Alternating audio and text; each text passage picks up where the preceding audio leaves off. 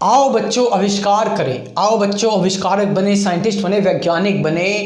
आपका बहुत बहुत स्वागत है इस कंप्लीट कोर्स में कि कैसे एक वैज्ञानिक बना जाए, कैसे एक साइंटिस्ट बना जाए। और मैं ये सारी की सारी बातें आपको बता रहा हूँ अब्दुल कलाम जी की लिखी हुई बुक आओ बच्चों आविष्कारक बने से। अब इस बुक में बताया गया है कि एक वैज्ञानिक बनने के लिए, एक साइंटिस्ट बनने के लिए आपके अंदर जो सबसे इंपॉर्टेंट चीज़ होनी चाहिए वो होनी चाहिए क्रियोसिटी। आपके अंदर जिज्ञासा होनी चाहिए चीज़ों को जानने की, आपके अंदर हंगर होनी चाहिए, ललक होनी चाहिए कि भाई कोई पर्टिकुलर चीज़ हो रही है तो उसके पीछे रीज़न क्या है। जैसे सूरज है, सन है, अब सन से रोशनी आ रही है। सो एक जो क्यूरियस माइंड होगा, जिसके अंदर क्यूरियोसिटी भरी होगी, वही सोचेगा कि सन की जो रेज आ रही हैं उन रेज में ऐसा क्या है कि ये चमकती हुई प्रतीत होती हैं, चमकती हुई दिखती हैं, और इनके अंदर ऐसा क्या है कि ये जहां भी पड़ती हैं उस जगह को गर्म कर देती हैं। क्या लेकर आती हैं अपने साथ ही? क्यूरियोसिटी। सबसे ज़्यादा जरूरी चीज़ जो है वो क्यूरियोसिटी। और ऐसा करने में ये जो चीज़ है इसमें आपको इंजॉय, मज़ा आना चाहिए, अच्छा लगना चाहिए। आपको ऐसा नहीं लगना चाहिए कि मैं ये चीज़ ज़बरदस्ती कर रहा हूँ, आपको बहुत सुकून मिलना चाहिए। इसका मतलब ये है कि अगर आपको इन चीज़ों से बहुत ज़्यादा सुकून मिल रहा है, चीज़ों के बारे में सोचने में कि हाँ भाई ये चीज़ ऐसी है, थोड़ी और ठीक होनी चाहिए और बेहतर होनी चाहिए, इस चीज़ को थोड़ा और एडजस्ट करना चाहिए हमें, इस तरह से माइंड आपका जो है आपको बार बार बोल रहा है और ये चीज़ आपको अच्छी लग रही है, आपके अंदर एक वो आ रही है, उमंग आ रही है कि हाँ भाई ये जो चीज़ है ये इम्प्रूव होनी चाहिए। इसका मतलब आपका जो ब्रेन है एक महान साइंटिस्ट की तरह है। अब आपको इसको शेप देना है ताकि आप एक बहुत महान साइंटिस्ट बन सके और अपने देश के लिए और इस दुनिया के लिए कुछ बढ़िया रिसर्च, कोई बढ़िया आविष्कार कर सके।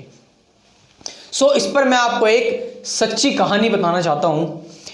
होता क्या है, जर्मनी में एक लड़के का जन्म होता है। वो लड़का 1 साल होता है, 2 साल का होता है, 3 साल का होता है, 4 साल तक वो कुछ बोल ही नहीं पाता, उसके मुंह से कुछ आवाज़ ही नहीं निकलती। उसके पेरेंट्स जो हैं वो बड़े चिंता में रहते हैं कि भाई ये लड़का कैसा है, क्या हो गया इसको। जब तक फिर 5 साल का होता है, 6, 7, 8, 9 साल तक वो कुछ लिख नहीं पाता, स्कूल नहीं गया, कुछ नहीं पता उसको क्या चल रहा है। तो उसके जो पेरेंट्स थे तो बहुत ज़्यादा चिंता में थे, उसके जो आसपास के रिलेटिव्स थे, उसके जो जान पहचान वाले लोग थे, वो बहुत चिंता में थे कि यार बड़ा तरस आता था इस लड़के पर, उन लोगों को कि भाई इस लड़के को हुआ क्या है, 9 साल का हो गया, अभी तक ठीक से ना बोल पाता ना ठीक से लिख पाता, इस लड़के को हुआ क्या है। एक बार क्या होता है, इस लड़के के पापा इसको एक गिफ्ट दे देते हैं और गिफ्ट में इसको देते हैं मैग्नेटिक कंपास। तो मैग्नेटिक कंपास इस लड़के को दे देते हैं। अब जैसे ही मैग्नेटिक कंपास को देखता है, मैग्नेटिक कंपास को ट्विस्ट करता है, शेक करता है, इधर उधर हिलाता है, बार बार नीचे ऊपर करता है, तो ये एक चीज़ नोटिस करता है कि जो सुई है, मैग्नेटिक कंपास की जो नीडल है, वो हमेशा नॉर्थ की डायरेक्शन की ओर ही आ जाती है। चाहे कुछ भी करो, कैसे भी इसको हिलाकर कहीं भी कुछ भी रख दो, लेकिन जो नीडल है वो नॉर्थ की डायरेक्शन की तरफ ही आ जाती है।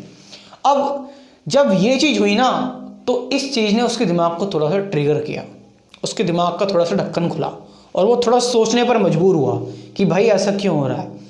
और जब ये चीज़ उसने सोचना स्टार्ट की तो उसका जो दिमाग था वो क्वेश्चनों से भर गया। उसके अंदर क्यूरियोसिटी आने लगी कि ऐसा क्या हो रहा है इसमें, ये इधर ही क्यों आ रही है, इसके अंदर कौन सा फोर्स लग रहा है, और ये फोर्स जो लग रहा है ये किस वजह से ये फोर्स लग रहा है, कैसे ये मैग्नेटिक जो नीडल है वो इधर उधर घूमती है लेकिन बाद में एक ही डायरेक्शन पर आ जाती है। तो उस चीज़ को लेकर उसके दिमाग में, उसका दिमाग बिल्कुल अशांत हो गया, उसके माइंड में मतलब क्वेश्चंस रेज होने लगे। अब भाई उसके अंदर जो थी क्यूरियोसिटी वो धीरे धीरे करके डेवलप होने लगी, उसका जो माइंड है वो अब धीरे धीरे करके शेप होने लगा।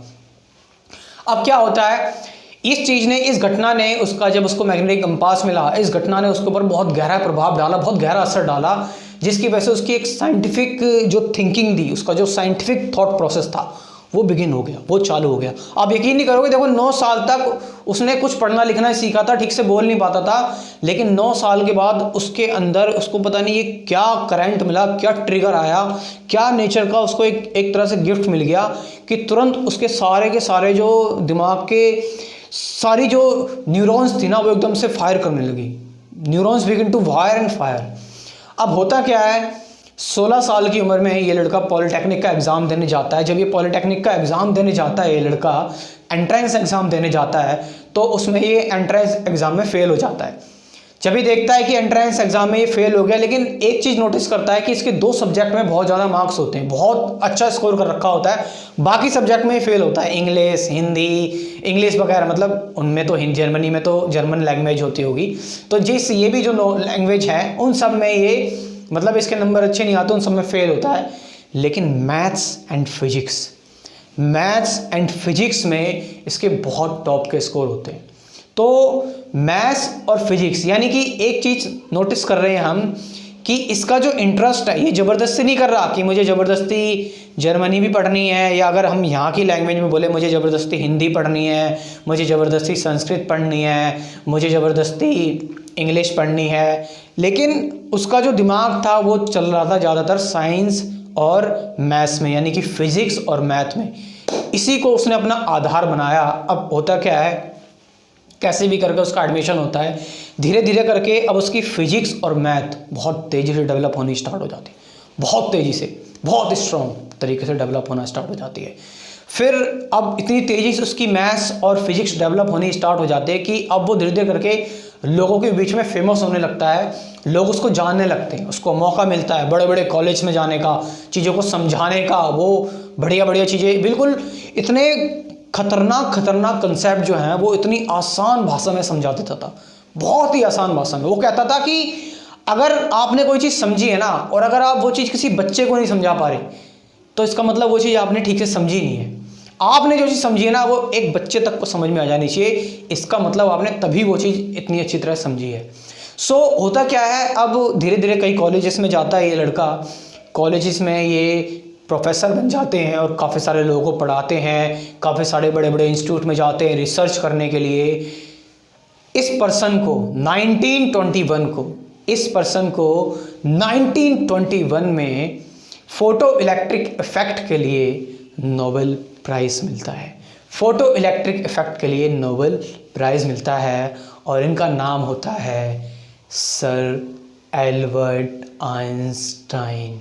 और ये यहाँ नहीं रुके, इन्होंने theory of relativity, special theory of relativity, इन्होंने ग्रेविटेशनल वेव्स के बारे में, इन्होंने एनर्जी और मास का जो कंसेप्ट है E=mc², इन्होंने धीरे धीरे सारी यूनिवर्स की जो गुत्थियाँ थी वो सुलझा ली। इन्होंने ब्लैक होल के बारे में, इतनी सारी चीज़ों के बारे में।